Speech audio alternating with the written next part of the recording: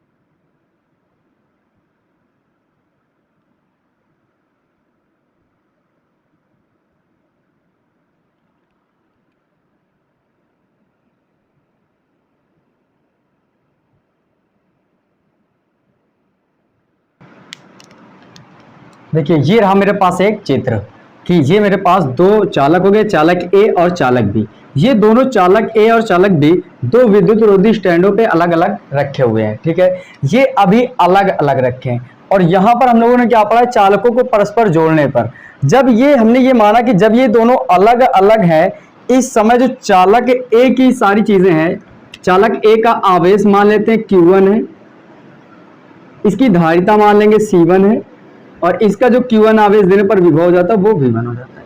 ठीक इसी तरह इसकी धारिता कितनी है, C2 है, इसको दिया गया आवेश Q2 है, आवेश देने पर इसका विभव क्या हो जाता है, V2। ये सारी चीजें अलग अलग हो गई, ठीक है। ये हमने ये माना कि जब चालक ए और चालक बी परस्पर एक दूसरे से दूर रखे हैं, बिना टच पे है, संपर्क नहीं है, उस समय चालक ए का आवेश Q1 है, चालक ए की धारिता C1, विभव V1। इसी तरह चालक बी का आवेश Q2, धारिता C2, विभव V2 है। अब यहां पर हम क्या करते हैं, इन दोनों को एक चालक तार द्वारा जोड़ देते हैं, और इस जोड़ने के बाद सारे काम देखना है मुझे कि क्या होगा। क्योंकि आप ये जानते हो कि जैसे ही दो चालकों को परस्पर संपर्क में लाया जाता है, तो आवेश का प्रवाह एक चालक से दूसरे चालक में होने लगता है। और कैसे होता है कि जिसमें ज्यादा आवेश होता है उससे सदैव कम आवेश वाले की तरफ प्रवाह होता है।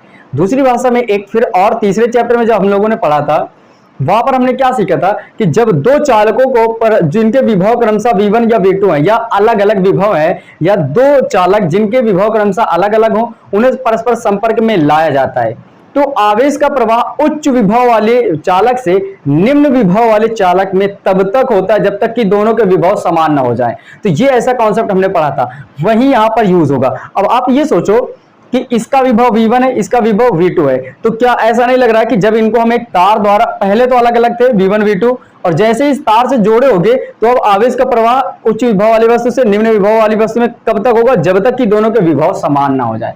और जब विभव समान हो जाएंगे, उसी विभव को तो हम कहते हैं उभयनिष्ठ विभव या कॉमन पोटेंशियल। तो आपको क्या पता चला कि ये जो कॉमन पोटेंशियल है वो कैसे हम निकालेंगे, जैसे ही तार जोड़ देंगे उस समय इनके दोनों के ये आवेश एक से दूसरे में जाएगा, और जाने के बाद विभव दोनों के सेम हो जाएंगे। और ये आपको मानना एक बात जरूरी है कि किस वाली वस्तु से किस वाले में आवेश जाएगा। तो उसके लिए अगर आप ये मान लो कि माना जो V1 है वो ग्रेटर देन है V2 से, ये आपको मान लेना है। ये मैंने मान लिया कि जो V1 है वो V2 से बड़ा है। तो अब आप समझ गए कि चालक A का विभव अधिक है, क्योंकि यहां हमने मान लिया कि जो माना V1 है वो ग्रेटर देन V2 से है। तो इसका मतलब ये होगा कि अब चालक A से आवेश का प्रवाह चालक B में होगा, और तब तक होगा जब तक कि दोनों के विभव सेम नहीं हो जाते। और जब तक वो सेम, जब ऐसी स्थिति जब वो विभव सेम हो जाएंगे, उसी विभव को हम कहेंगे उभयनिष्ठ विभव या कॉमन पोटेंशियल। तो सबसे पहले हम क्या लिखने वाले हैं वो आपको जानना जरूरी है। तो सबसे पहले ये काम करेंगे कि लिखेंगे माना दो चालक A व B हैं, जिनके स्वतंत्र अवस्था पे के चालक A का आवेश Q1 धारिता C1 व विभव V1 है, तथा चालक B का आवेश Q2 धारिता C2 व विभव V2 है।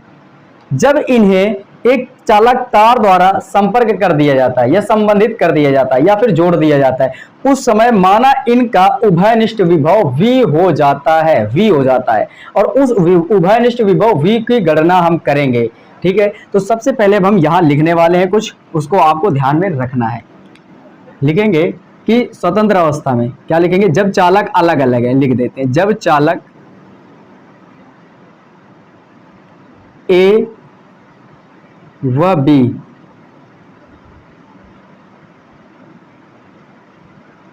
अलग अलग है। ठीक है, जब चालक अलग अलग है उस समय चालक A का आवेश हम क्या लिखेंगे, चालक A का आवेश चालक A का आवेश कैसे निकालेंगे हम लोग, तो चालक A का आवेश कैसे निकाला जाता है, तो Q बराबर CV से, इस फार्मूले का यूज करेंगे हम, Q बराबर CV से।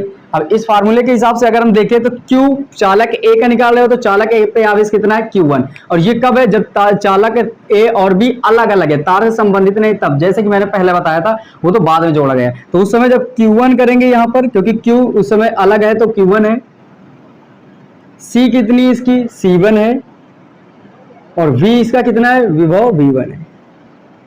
तो ये निकल आया इसका मान कि जो चालक एक आवेश होगा Q1 वो कितना होगा, C1 V1। इसको समीकरण 1 मान लेते हैं। ठीक है, इसी तरह हम निकालेंगे चालक B का आवेश,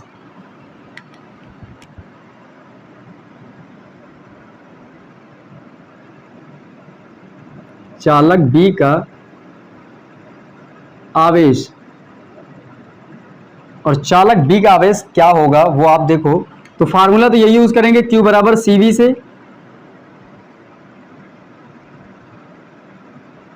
Q बराबर CV से। लेकिन निकालना किसके लिए, चालक B के लिए। तो चालक B का जो अभी अलग, जब तार नहीं जोड़ा उस समय आवेश कितना है, Q2, तो Q की जगह में क्या आ जाएगा, Q2।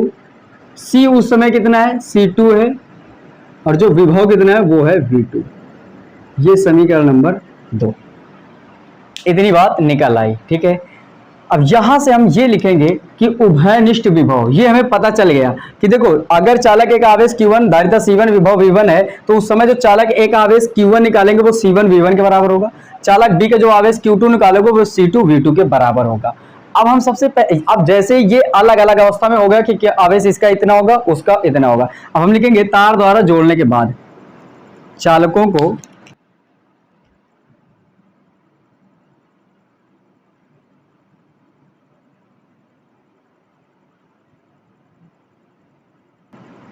तार द्वारा जोड़ देने के बाद,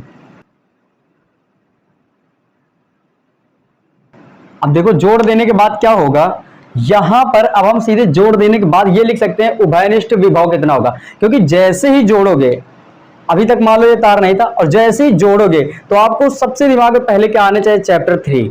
और उस चैप्टर 3 के जो एक नोट पॉइंट अच्छा सा बना था, उस समय क्या बना था कि अगर हम दो भिन्न भिन्न विभव वाली वस्तुओं को, जैसे जिनके विभव अलग अलग हैं, ठीक है, V1 V2 या कुछ भी, जैसे 5 वोल्ट है किसी के 10 वोल्ट है, तो अलग अलग विभव वाली, जब दो भिन्न भिन्न विभव वाली वस्तुओं को परस्पर संपर्क में लाया जाता है, मतलब ये दो वस्तुएं, इन दोनों को तार से जोड़ दो और चालक वस्तुएं होनी चाहिए, तो तार से जैसे ही जोड़ दो तो इन्हें कहते हैं संपर्क में लाना। तो क्या आप समझे कि जब दो भिन्न भिन्न वस्तुओं को परस्पर संपर्क में लाया जाता है तो उच्च विभव वाली वस्तु से निम्न विभव वाली वस्तु में आवेश का प्रवाह तब तक होता है जब तक कि दोनों के विभव सेम नहीं हो जाते, तब तक आवेश का प्रवाह होगा। तो आपने क्या देखा, जैसे ही इस तार को हम जोड़ेंगे तो क्या इसका विभव समान नहीं हुआ होगा, तो आप क्या कहोगे कि हाँ होगा, और जैसे ही होगा तो हम वो सबसे पहले निकालेंगे। जो फर्स्ट नंबर पे हम निकालेंगे वो क्या निकालेंगे, उभयनिष्ठ विभव। उभयनिष्ठ विभव। अब उभयनिष्ठ विभव को हम क्या कहेंगे, कॉमन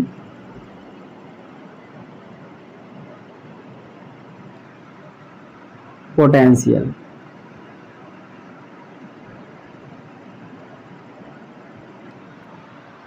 तो कॉमन पोटेंशियल के लिए हम क्या लिखेंगे, उभयनिष्ठ विभव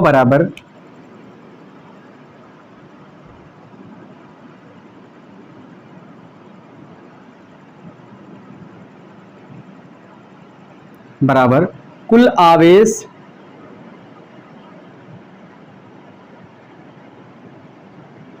बटे कुल धारिता। ये फार्मूला कहां से आया, पहले आप ये समझ लो। निकालना क्या है मुझे, विभव। अगर हम ये Q बराबर CV वाला फार्मूला देखो, यहां से V निकालना चाहते हैं, Q के बटे में C को भेजना होगा, क्योंकि ये V की गुणे में है C, इधर आ गया तो बटे में, तो V बराबर Q बटे C होगा। तो Q को क्या कहते हैं, आवेश, नीचे क्या आएगी, धारिता। तो यहां पर जो उभयनिष्ठ विभव होगा वो क्या होगा, कुल आवेश ऊपर, कुल धारिता नीचे। अब यहां से अगर आप देखने की कोशिश करो तो यहां पर हम इसको V से डिनोट करेंगे, V। क्यों, क्योंकि जो उभयनिष्ठ विभव होगा ना तो वो V1 रह जाएगा ना तो V2, उसको जो उभयनिष्ठ कॉमन आएगा उसे हम V से डिनोट करेंगे। और कुल आवेश की बात करें तो Q1 प्लस Q2, इसका आवेश प्लस उसका आवेश, तो Q1 प्लस Q2, और बटे में कुल धारिता, इसकी धारिता प्लस उसकी धारिता, तो C1 प्लस C2। ये हो गया कुल आवेश का मतलब इसका आवेश प्लस इसका आवेश, Q1 प्लस Q2, इसका Q1 उसका Q2, जोड़ दिया मैंने। कुल धारिता का मतलब ये हुआ इसकी धारिता प्लस इसकी धारिता, तो C1 प्लस C2। अब यहां से आपको वैल्यू पुटअप करनी है, तो V बराबर कितना आ जाएगा, देखो Q1 का मान ये रखा है C1 V1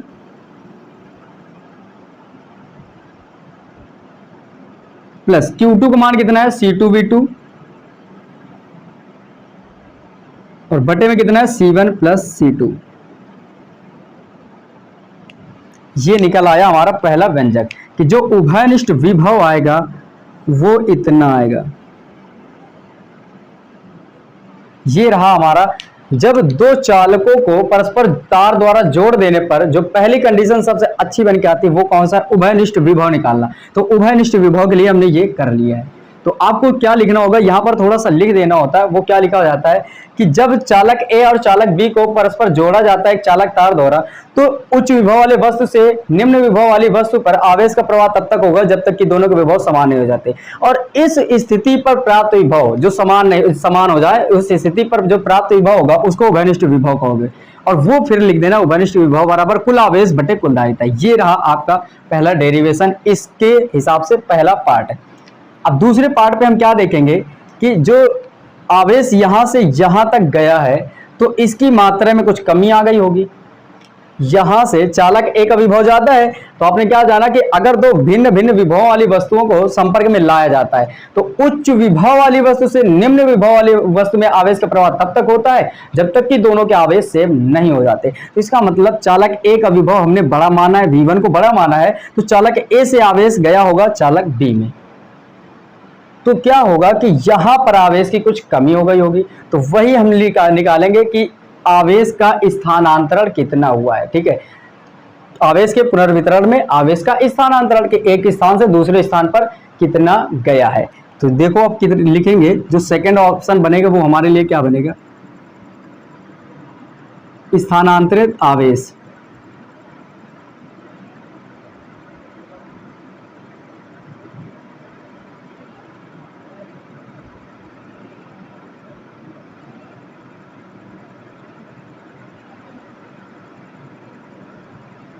ये है हमारा दूसरा डेरिवेशन। अब इसके लिए आपको ये देखना है कि देखो मुझे क्या करना है, स्थानांतरित आवेश की मात्रा है निकालनी है कि इससे चालक ए से चालक बी में कितना गया है, वो मुझे निकालना है। स्थानांतरित का मतलब होता है अपने स्थान से दूसरे स्थान पर कितना गया, उसको निकालो। तो स्थानांतरित आवेश निकालने के लिए आप ये सोचो कि मुझे ये निकालना है कि मेरे पास कितना था और इससे इसमें कितना गया है। तो आपको एक एग्जाम्पल आपको मैं बताऊं कि आप सोचो कि मेरे पास 100 रुपए थे, ये आपको बता दिया जाए कि आपके पास प्रारंभ में 100 रुपए है, ठीक है। अब मैं ये आपको बताऊं कि आपके पास कोई काम आपने किया या किसी तरह कुछ भी किया उन पैसों का, और मैं आपको ये बताऊं कि बाद में आपके पास 80 रुपए बचे। कितने रुपए बचे? बाद में 80 रुपए बचे। तो अब अगर हम आपसे ये कहें कि आपके पास से कितने रुपए आपके पास से दूसरी जगह गए, तो आप कितने बताओगे? 20 रुपए। क्यों? क्योंकि आपके पास 100 रुपए थे, लास्ट पे आपके पास 80 बचे, इसका मतलब 20 रुपए मैंने कहीं खर्च किए या किसी तरह के आप पैसे आप लगाए। तो आप क्या समझोगे कि आपको ये कैसे पता चला कि मेरे पास 20 रुपए यहां से वहां गए? आपने ये देखा कि मेरे पास प्रारंभ में 100 थे, बाद में 80 बच रहे हैं, तो जो पहले थे और जितने बचे हैं, तो पहले वाले में से बचे वाले को घटा दिया जाए तो बीच की क्वांटिटी मिल जाती है कि कितना गया है मेरे पास से। तो 100 में से जब 80 घटाओगे तो 20 बचेगा। तो ठीक यही प्रोसेस यहां पर करना है। क्या करना है कि स्थानांतरित आवेश की मात्रा मुझे निकालनी है, तो हम मान लेंगे कि माना पहले चालक ए का आवेश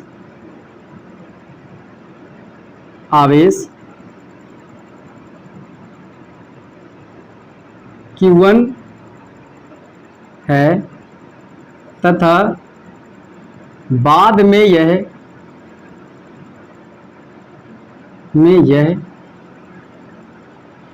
Q1 डैश रह जाता है।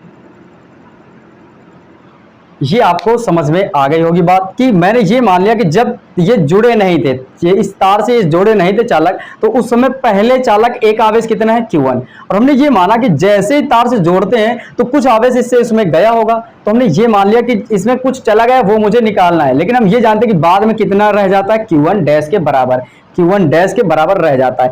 अब अगर हम यहां से निकालें कि अतः स्थानांतरित आवेश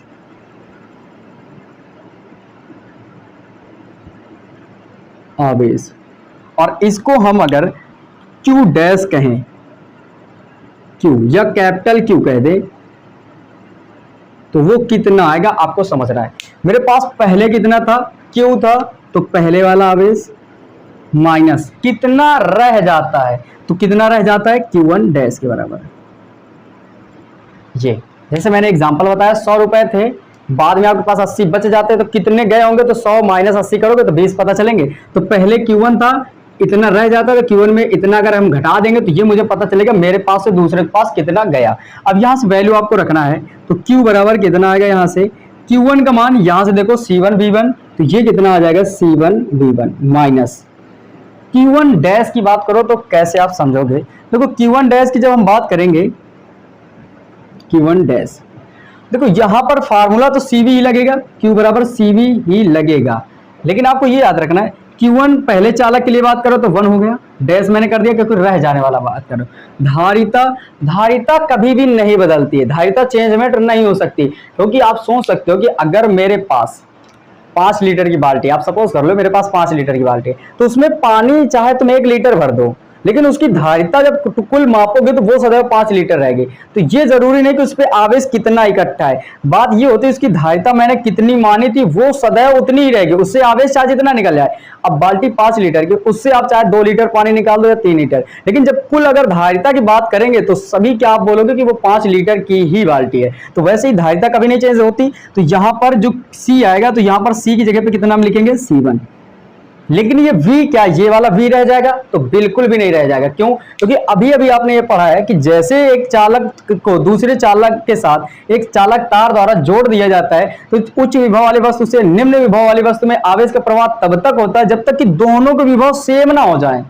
और जो दोनों के विभव सेम होते हैं उसे उभयनिष्ठ विभव कहते हैं, उसे V से डिनोट करते हैं। तो जैसे ही जोड़े हो गए तो इसका विभव V1 ना होकर ना V2 होकर क्या हो गया होगा V। तो यहाँ पर जो C और यहाँ पर क्या आ जाएगा V। तो ये बात होगी जो उभयनिष्ठ यहाँ विभव लिया जाएगा, क्योंकि जोड़ने पर विभव सेम हो जाते हैं। तो यहाँ Q1 डैश की जगह पे C1 लिखेंगे और V की लिख देंगे यहाँ से।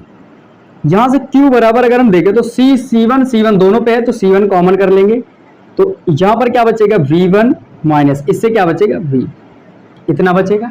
अब यहाँ से इसको हल करेंगे तो Q बराबर ये C1 है अपनी जगह पे, V1 अपनी जगह पे माइनस V की वैल्यू ये आप निकाल चुके हो C1 V1 plus C2 V2 बटे पे C1 प्लस C2।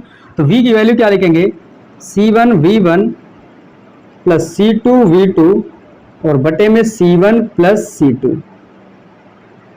अब इसको आपको हल करना है तो Q बराबर C1 और यहां से क्या आएगा V1 देखो इसके बटे में 1 मान लो और इन दोनों का एलसीएम ले लो तो कितना आएगा C1 प्लस C2, ये आ जाएगा एलसीएम।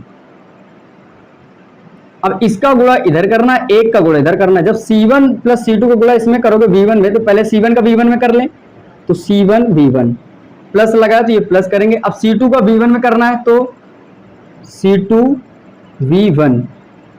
अब ये माइनस लगा है तो माइनस, जब 1 का गुणा करोगे तो इतना ही आएगा, लेकिन बाहर ये माइनस लगा है तो अब जब ये एंट्री होगी माइनस की तो ये ऐसे समझ लो कि ये ऐसे लिखा है। अब माइनस की जब एंट्री होगी तो सभी चिन्ह अंदर के चेंज हो जाएंगे। ये प्लस का है तो ये भी किसका आएगा माइनस का, ये प्लस का है ये भी किसका आएगा माइनस का, ये आएगा। तो यहां से Q बराबर कितना आएगा C1 और यहां से देखो ये C1 V1 है ये भी C1 V1 है, कैंसिल आउट हो गए क्योंकि ये C1 V1 प्लस का ये C1 V1 माइनस का था। तो यहां से क्या बच रहा है अंदर से C2 V1 minus C2 V2 और बटे में क्या है C1 प्लस C2, इतना बचेगा। यहां से अब हम देखें तो इधर लिख दे रहे हैं Q बराबर देखो C2 V1 minus C2 V2। यहां पर अगर हम बात करें तो C2 दोनों पे कॉमन है तो C2 बाहर कर लेंगे तो C1 तो मेरे पास ये है ही। अब C2 इन दोनों से कॉमन करेंगे तो C2 भी बाहर आ गया। कोष्टक में क्या बचा होगा, इससे C2 लिया तो V1 बचा माइनस इससे C2 कॉमन किया तो क्या बचेगा V2 और बटे में कितना लिखा है C1 plus C2, C1 plus C2। और यही है हमारे पास स्थानांतरित आवेश की मात्रा। ये फार्मूला निकल आया तो वो कितना होगा C1 C2 कोष्टक में V1 माइनस V2 बटे में C1 प्लस C2। ये यहां तक आपको समझ में आया होगा, इसका स्क्रीनशॉट लो। फिर इसके बाद हम इसको मिटाकर एक लास्ट स्टेज पर पहुंचेंगे। वो हमारा लास्ट क्या होगा कि अगर ये सोचो कि मेरे पास उभयनिष्ठ विभव हुआ, पहली बात। दूसरी बात आवेश कितना जाएगा ये भी हमने पता कर लिया। अब आप ये सोचो कि जब आवेश एक स्थान से दूसरे स्थान पर प्रवाहित हो रहा होगा तो आवेश के प्रवाह को वैद्युत धारा कहते हैं। और वैद्युत धारा के हिसाब से समझो या आवेश के हिसाब से ही समझो कि जब यहां से इधर की ओर जा रहा होगा उस समय ऊर्जा भी तो निकल रही होगी और कुछ ऊर्जा चिंगारी के रूप में निकल जाती, कुछ ऊष्मा के रूप में निकल जाती, कुछ ध्वनि के रूप में। तो ऊर्जा का ह्रास भी तो हुआ होगा। तो वो हम निकालेंगे कि अगर चार्ज आवेश एक स्थान से दूसरे स्थान पर जा रहा है उस समय ऊर्जा का ह्रास कितना होगा। वो लास्ट डेरिवेशन अभी छोटा सा बचा है, वो इन सभी के बराबर ही होगा। तो पहले आप इसका स्क्रीनशॉट लो, फिर इसको मिटाकर हम फिर आगे बढ़ने वाले हैं। तो देखो फिर अब हम बढ़ने वाले हैं कि आवेशों के पुनर्वितरण में ऊर्जा का ह्रास। जो लास्ट हमारा चीज बची है वो क्या है, आवेश के पुनर्वितरण में ऊर्जा का ह्रास। आवेश के पुनर्वितरण में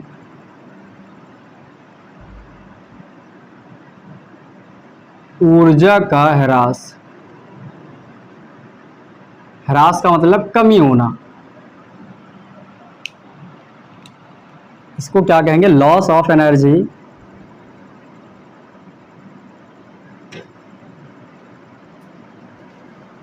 इन रीडिस्ट्रीब्यूशन ऑफ चार्ज।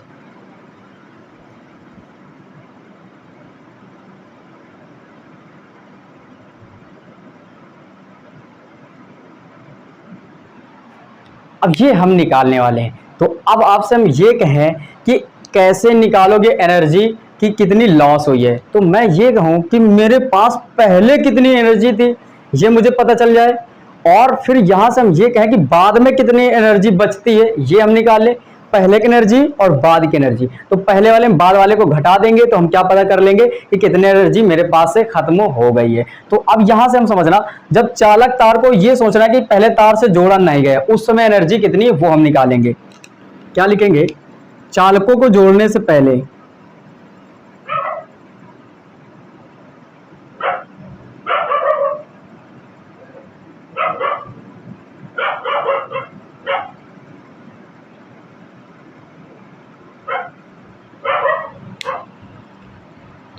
देखो, चालकों को जोड़ने से पहले अब हम चालक ए की एनर्जी निकालेंगे। चालक ए की ऊर्जा, चालक ए की ऊर्जा, और इसको हम क्या मान ले रहे हैं? U बराबर किससे निकालेंगे? हम लिख देते हैं पहले, आपके पास एक बार हो जाए। U बराबर हाफ CV स्क्वायर से निकालेंगे। किससे निकालेंगे? U बराबर हाफ CV स्क्वायर से, इससे निकालेंगे।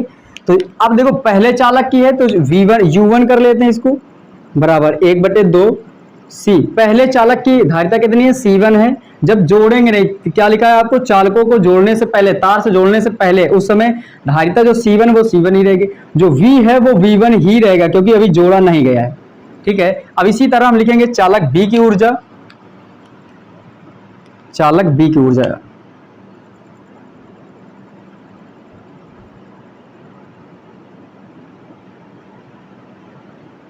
चालक B की ऊर्जा, और इसके लिए कैसे निकालोगे आप? U2 मान लो, क्योंकि इसी फार्मूले का यूज करेंगे। चालक B है तो U2 मान लेते हैं, और क्या आएगा? 1/2, और इस बार C1 की जगह पे, यहाँ C की जगह पे चालक B का कितना है? धारिता C2, तो यहाँ आ जाएगी C2, और जो विभव है वो कितना है? V2, तो यहाँ पर आ जाएगा V2 और स्क्वायर।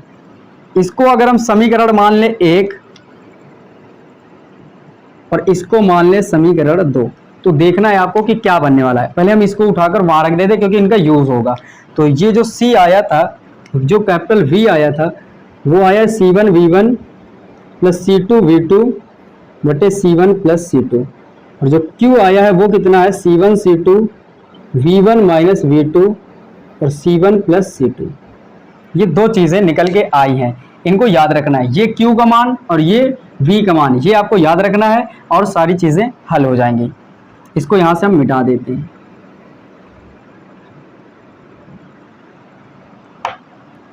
तो यहां से इसको भी मिटा दें। ये अब हम ये निकाल लेते हैं कि चालक ए जब जोड़ा नहीं गया, उसमें चालक ए की ऊर्जा इतनी है, चालक बी की ऊर्जा इतनी है, तो कुल ऊर्जा कितनी रही होगी जोड़ने से पहले? तो लिखेंगे जोड़ने से पहले कुल ऊर्जा,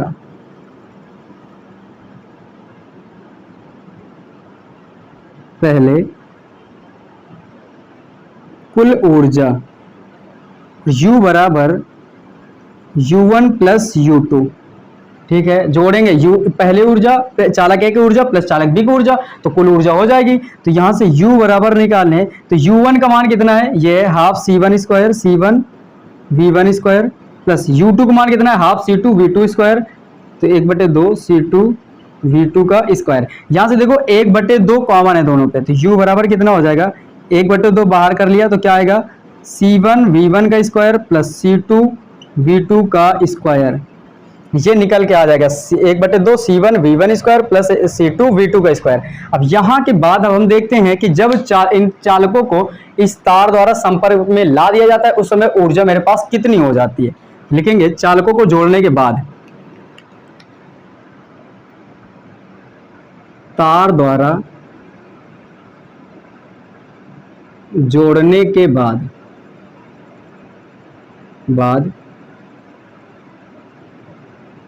ऊर्जा। ठीक है, ये कब की है? चालकों को जोड़ने से पहले ऐसे निकालेंगे कि चालक ए की ऊर्जा प्लस चालक बी की ऊर्जा, और निकल आएगी कुल ऊर्जा।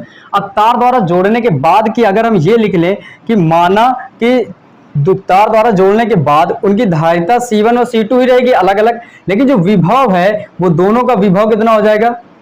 V1 V2 से हटकर क्या बन जाएगा? V, क्योंकि जोड़ने के बाद दोनों का विभव सेम हो जाएगा, और सेम विभव को उभयनिष्ठ विभव कहते हैं, उसे V से डिनोट करते हैं। तो यहां पर हम लिख देते हैं कि तार से जोड़ने के बाद इनकी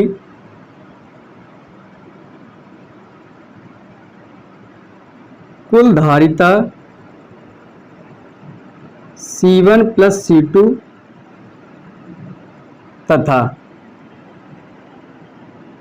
विभव V हो जाएगा, V हो जाएगा। तो अब यहां से हम लिखेंगे अतः, अब सीधे देखो मैंने क्या लिख लिया कि इन दोनों की जो कुल धारिता हो जाएगी वो इसकी धारिता प्लस इसकी धारिता, क्योंकि धारिता कभी बदलेगी नहीं, तो ये धारिता प्लस ये धारिता दोनों ऐड ही कर रही होंगी। लेकिन इन दोनों का विभव V1 V2 खत्म हो गया, क्या बन गया V। तो इसकी जो बाद वाली कुल ऊर्जा होगी तार से जोड़ने के बाद वो जो U बराबर आएगी वो कितना हो जाएगी, इसको हम U डैश मान लेते हैं, इसको U माना है तो इसको U डैश, और क्या मानेंगे कि 1/2 और CV² ये होगा। यहां पर ये जो C है ये टोटल आएगी, कौन सी T मैंने लिख दे, यहां पर हम लिख दे रहे हैं ताकि U डैश बराबर क्या होगा 1/2 CT टोटल और V का स्क्वायर। V क्यों लिखा है मैंने, V1 V2 क्यों नहीं लिखा, क्योंकि तार से जोड़ने के बाद दोनों के उभयनिष्ठ विभव V ही हो जाएगा, V1 V2 नहीं रह जाएगा। अब यहां से देखो U डैश बराबर 1/2, C टोटल कितना है C1 प्लस C2, क्योंकि यहाँ पर क्या लिखा कुल धारिता C1 प्लस C2 हो जाएगी। तो यहाँ से क्या आएगा C1 plus C2, C total की जगह पे क्या होगा C1 प्लस C2, इसकी धारिता प्लस इसकी धारिता जो, लेकिन जो V है वो V ही बना रहेगा, क्यों, क्योंकि इनका उभयनिष्ठ विभव V हो जाएगा। ये आपको नोट डाउन कर ही लेना है बिल्कुल। अब यहाँ से वैल्यू देखना है कि ये मुझे पता चल गया, ये क्या है समीकरण A और ये समीकरण B। तो यहां से मुझे पता चला कि पहले मेरे पास ऊर्जा इतनी थी, बाद में ऊर्जा इतनी बचती है। तो क्या लिखेंगे हम, ऊर्जा में ह्रास, ऊर्जा में ह्रास, उसे क्या लिखोगे डेल U बराबर U माइनस U डैश, पहले वाली ऊर्जा U माइनस बाद वाली ऊर्जा U डैश। तो डेल U का मान कितना आएगा, U की वैल्यू कितनी है 1/2 C1 V1² plus C2 V2² minus U dash का मान कितना है 1/2 C1 प्लस C2 और V का स्क्वायर, ये निकल आया। अब यहां से हम क्या कर रहे हैं कि यहां पर देखो डेल U बराबर 1/2 इसमें भी है 1/2 इसमें भी है, ये सिर्फ यहां तक ही है। ये U डैश यहां से U का मान इतना खत्म था और U डैश की वैल्यू यहां से है, ये माइनस का चिन्ह है। तो देखो यहां से क्या आएगा, U 1/2 कॉमन कर लेते हैं तो क्या बचा होगा, इससे C1 V1² plus C2 V2² और इससे क्या बचा होगा माइनस, और इससे ये बचा होगा C1 प्लस C2 और V का स्क्वायर, ये बचा है। तो क्योंकि 1/2 बाहर मैंने कर दिया, तो इस वाले कोष्टक से ये बचा होगा, इस वाले से ये बचा होगा C1 C2 और V1², ये V²। तो V की वैल्यू सीधे रख देते, तो V के मान ये लिखा है C1 V1 plus C2 V2 बटे C1 plus C2 whole square. तो क्योंकि यहाँ स्क्वायर है तो यहाँ लिखेंगे हम C1 V1 plus C2 V2 बटे C1 प्लस C2 का होल स्क्वायर। ऐसा क्यों किया गया है, तो आप जानते हो यहाँ V है, V का मान ये है और स्क्वायर लगा तो स्क्वायर लगा देंगे, ये कर दिया बंद कोष्टक। यहां से हम फिर से अगर देखें तो जो डेल U की वैल्यू आएगी वो 1/2 ये C1 V1 का स्क्वायर प्लस C2 V2 का स्क्वायर माइनस, यहां से आप देखो कि इसको हम क्या लिख सकते हैं C1 प्लस C2 और ये क्या है C1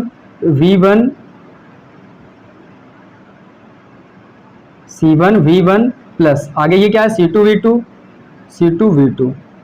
अब क्या करेंगे, ये वर्ग है होल वर्ग लगा तो इसमें भी स्क्वायर लगा देते हैं और इधर C1 प्लस C2 लिखकर इसमें भी स्क्वायर लगा देंगे, ऐसे कर देंगे। तो यहां से एक स्क्वायर से ये कैंसिल हो जाएगा क्योंकि C1 plus C2 whole square, इधर C1 प्लस C2 है, गुणे पे है तो एक कट जाएगा।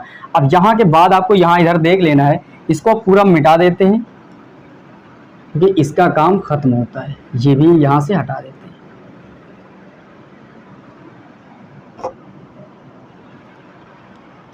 अब यहां से इसको हल करना बाकी है, तो U बराबर डेल U बराबर देखो ये क्या आएगा 1/2 तो बाहर ही है, अंदर क्या बचा होगा C1 V1 का स्क्वायर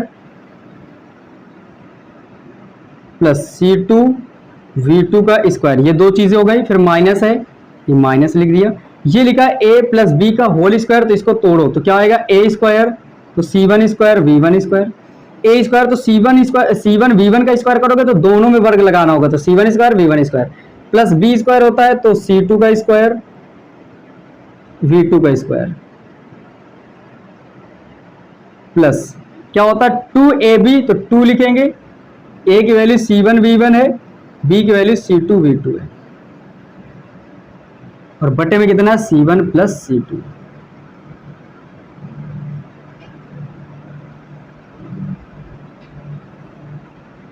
ये हो गया। अब यहां से डेल u की वैल्यू कितनी आएगी, 1/2, इसके बटे में हम 1 मानेंगे क्योंकि c1 c2 और 1 का लासा लेंगे यहां पर, तो कितना आएगा, यहां से देखो अलग कलर कर दे रहे हैं, तो c1 प्लस c2 और 1 का लासा कितना आएगा c1 प्लस c2। अब देखो इसका गुणा c1 प्लस c2 का गुणा इधर करना है, 1 का गुणा इधर करना है, तो जब c1 प्लस c2 का गुणा इधर करेंगे तो c1 का पहले दोनों में कर लेंगे, फिर c2 का दोनों में करेंगे, तो जब c1 का गुणा इसमें करेंगे तो c1 ये मिलकर क्या बना देगा c1 का स्क्वायर, और ये v1 स्क्वायर तो है ही, तो v1 स्क्वायर। अभी c1 का गुणा इसमें भी करना है तो प्लस करना है, तो क्या आएगा c1 c2 v2 का स्क्वायर हो गया। अभी c2 का गुणा इन दोनों में करना है, तो ये प्लस है, ये सभी प्लस के, तो प्लस का चिन्ह लगाएंगे। c2 का गुणा इसमें करना है तो क्या आएगा c1 c2 v1 का स्क्वायर, c1 c2 v1 का स्क्वायर। देखो c1 v1 स्क्वायर तो यही है, c2 आएगा तो c1 c2 v1 स्क्वायर हो गया। अब c2 का गुणा इसमें करना है तो प्लस का चिन्ह, c2 c2 मिलकर c2 का स्क्वायर हो गया, और v2 स्क्वायर तो है ही, तो ये कर दिया।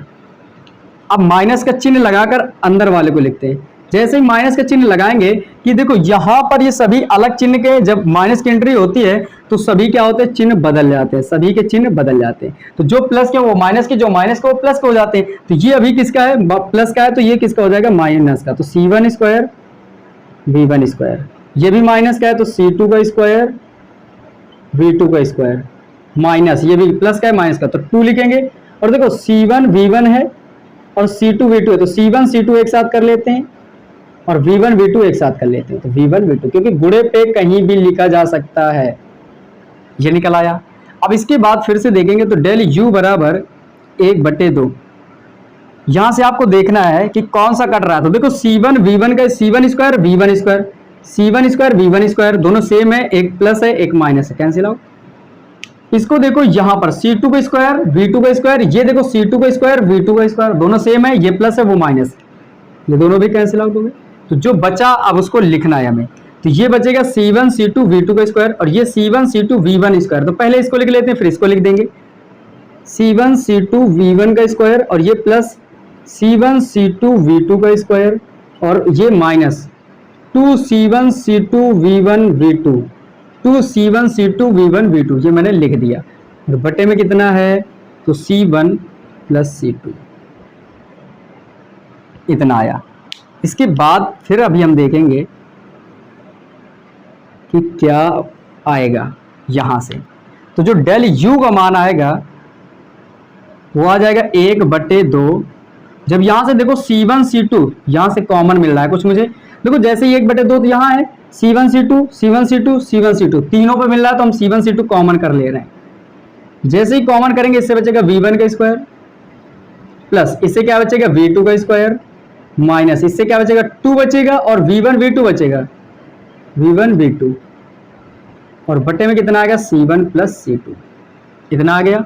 अब इसको एक लाइन और बची है, तो डेल u बराबर 1/2 ये है, c1 c2 ये है। अब देखो ये लिखा है a square plus b square minus 2ab, तो ये फार्मूला होता है आपके पास कि a square plus b square minus 2ab होगा, तो ये होता है a माइनस b का होल स्क्वायर, फार्मूला है ये आपका, ठीक है, कि a माइनस बी का होल स्क्वायर क्या होता है, a square plus b square minus 2ab। तो ये आपके पास बनेगा, ये जो है a square plus b square minus 2ab, तो a माइनस बी का होल स्क्वायर बना देगा।